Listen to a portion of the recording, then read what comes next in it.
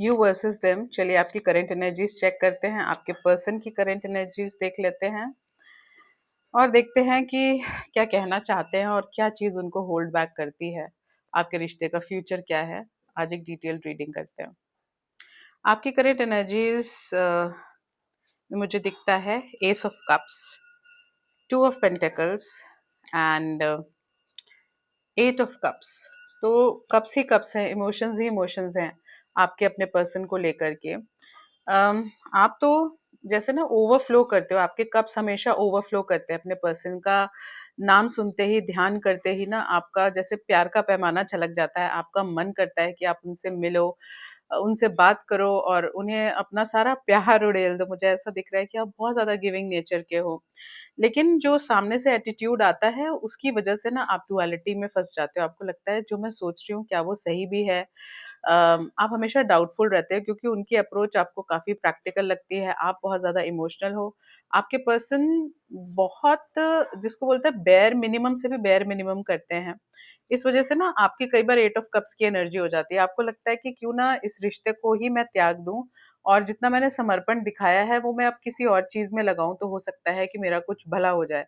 तो आपकी current energies ऐसी दिख रही है मुझे कि आप वॉक अवे कर जाना चाहते हो क्योंकि आपने ना एक चीज़ होती है जिसको बोलते हैं हमने रिश्ता चला-चला के देख लिया, अपनी तरफ से जितना ट्राई करना था करके देख लिया, जितने एफर्ट्स डाल सकते थे, अपने आप को सरेंडर कर दिया उस पर्सन की विल पे कि तुम मुझे चूज़ करो कैसे भी करके। लेकिन आपकी एनर्जीज़ हमेशा सरेंडर की रही और उनकी एनर्जीज़ हमेशा कंट्रोल वाली रही हैं। That person is a very you know has an immense self control over themselves. तो वो कोई लड़का भी हो सकता है, लड़की भी हो सकता है, लेकिन उनका जो कंट्रोल है वो उनके इमोशंस पर भारी पड़ता है। आपकी तो करंट एनर्जीज़ हैं गिविंग, नर्चरिंग, प्यार देने वाली, हमेशा नाम सुनते ही या याद करते ही आपके जैसे ना टीयर्स भी फ्लो करते हैं बिकॉज़ आपके अंदर मिसिंग एनर्जी मुझे आप बहुत ज़्यादा दिख रही है। आपके पर्सन की एनर्जीज़ चेक करते हैं। अपने पर्सन का ध्यान करिए। आपके पर्सन की आपकी तरफ क्या एनर्जीज़ हैं देखते हैं। 9 of swords, 5 of wands and 9 of pentacles. एक और कार्ड, द एम्प्रेस। आपके पर्सन है ना बहुत कॉन्फ्लिक्टेड रहते हैं। मतलब उनकी प्रैक्टिकल साइड इतना ज़्यादा उनके इमोशनल साइड को रूल करती है कि वो खुद ही अंतर्द्वंद में फँसे रहते हैं कि मैं अपना कौन-सा साइड इस पर्सन को शो करूँ।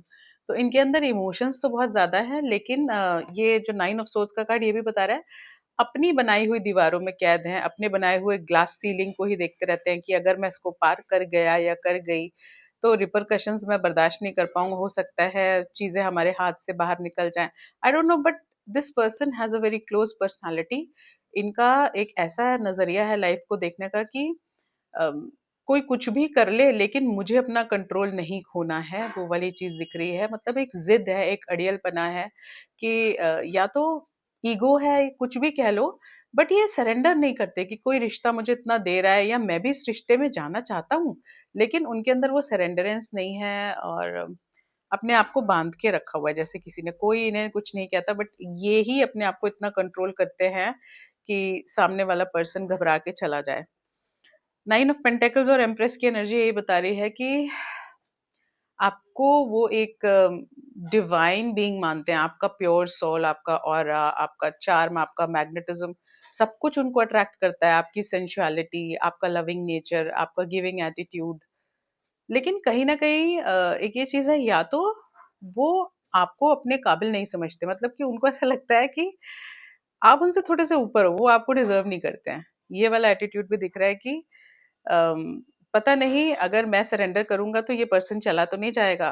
पता नहीं मैं इस प्यारी सी चीज़ को डिज़र्व करता हूँ या नहीं अपनी लाइफ़ में। इनके अंदर ये भी बहुत ज़्यादा डाउट, अपना एक कंट्रोल, अपना एक डाउट और जिसको बोलते हैं अपने आप को बाँध के रखना, ये वाली चीज़ें वो छोड़ना ही नहीं चाहते। अब ये देखते हैं कि आपके रिश्ते में आगे क्या आ रहा है। दूसरा डेक यूज़ करती हूँ उसके लिए। आप दोनों के रिश्ते में आगे क्या आ रहा है? Page of wands, the moon, justice, क्या बात है, एम्प्रेस, हर जगह से एम्प्रेस आ रहा है मुझे। देखो, तो सबसे पहले तो ऐसा लग रहा है कि वो जो आपका पर्सन बहुत ही इमैच्योर और किडिश बिहेव कर रहा था आपके साथ, इक्वल स्टेटस नहीं दे रहा था आपको। तो अब उनके सामने ही उनके फियर्स आएंगे, बिकॉज जब आपकी एट ऑफ कप्स की एनर्जी आ गई, आपने वॉक अवे करने की सोच ली, तो ये पर्सन गया है घबरा, इसको आ गया है फियर कि अब आप चले जाओगे, और वो चीज़ ये बर्दाश्त नहीं कर पाएंगे। तो उनकी तरफ से ना एक सटल सा मैसेज आता हुआ दिख रहा है, जस्ट अ चेक इन।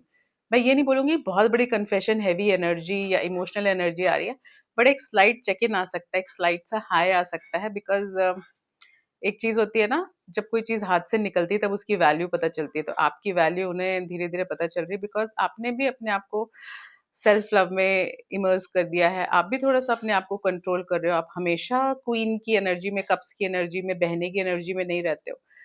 तो वो चीज़ देखकर वो थोड़ा घबरा गए हैं, आपको जस्टिस देने की सोच रहे हैं, तो कोई छोटा-सा मैसेज आप एक्सपेक्ट कर सकते हो।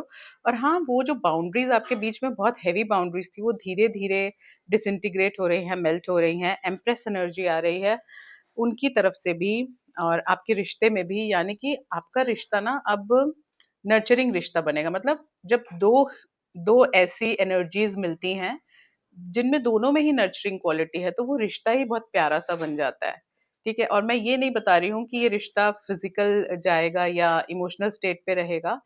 जिस हिसाब से आप इसको मोल्ड करोगे, ये रिश्ता वैसे जाएगा, क्योंकि मुझे इसमें काफ़ी पोटेंशियल नज़र आ रहा है।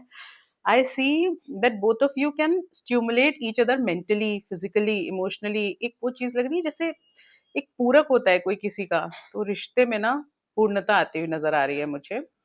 एक गाइडेंस मैं आपका लव टैरो से भी देख लेती हूँ। लेट मी चेक डिवाइन क्या कहना चाहते हैं इस रिश्ते के बारे में। Oh my God! इस रिश्ते में बहुत ज़्यादा पैशन आ रहा है, गहराई आ रही है, मैग्नेटिज्म आ रहा है, और डिवाइन आपके पर्सन को ये बताना चाहते हैं कि इमोशंस भी नेसेसरी पार्ट है लाइफ का। जितना आप उसे कंट्रोल करोगे, उतना ही ज़्यादा आप फँसते चले जाओगे उस रूप में। तो जब आप किसी चीज़ को कंट्रोल करके रखते हो, आपका हार्ट चक्र ब्लॉक हो जाता है, ठीक है? तो जो आप फ़ील करते हो उसको बोलना ज़रूरी है, उसका फ्लो होते रहना ज़रूरी है, तभी आप खुद को ज़िंदा महसूस कर पाओगे। ये आपके पर्सन के लिए है मैसेज। और ओवरऑल क्या मैसेज है डिवाइन का? डिवाइन प्लीज़ एक ओवरऑल मैसेज। आह! क्या बात है! स्ट्रेंथ का कार्ड आ रहा है। Specifically soulmate twin flame connection के लिए कार्ड आता है। मतलब आपका जो गिविंग नेचर है, उसने आपके पर्सन को बांध के रखा हुआ है। अब आपका पर्सन कहीं जाने वाला नहीं है। वो भी फियरफुल रहता है, आप भी फियरफुल रहते हो कि आप एक दूसरे को खो दोगे, लेकिन ये रिश्ता ना टू एंड फ्रो होके वापस आएगा आप लोगों के पास। एक सर्कल कंप्लीट होने वाला है इस रिश्ते में। और इस रीडिंग को क्लेम करने के लिए टाइप कीजिए स्ट्रेंथ।